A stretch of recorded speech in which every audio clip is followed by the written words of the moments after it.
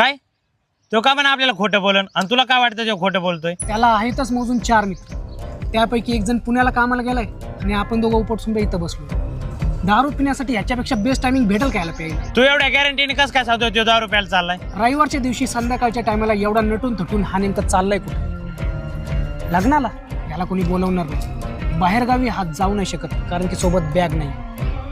मंदिरात हात जात नाही कारण की हा नास्तिक माणूस आहे. MIDC वाल्यांचं पेमेंट होतं 5 तारखेला आणि आज 6 तारीख.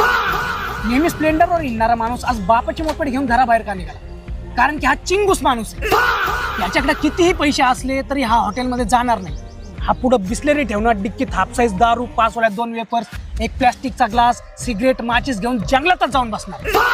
आणि सगळ्यात महत्वाचं मी पाहिलंय आज त्याच्या डोळ्यात तो विलक्षण आनंद जे त्याच माणसाच्या डोळ्यात असू शकतो जो दारू प्यायला जाणार असेल. काय मला नाही विश्वास याच्यावर. विश्वास नाही ठेवला तर एकटाच हाफ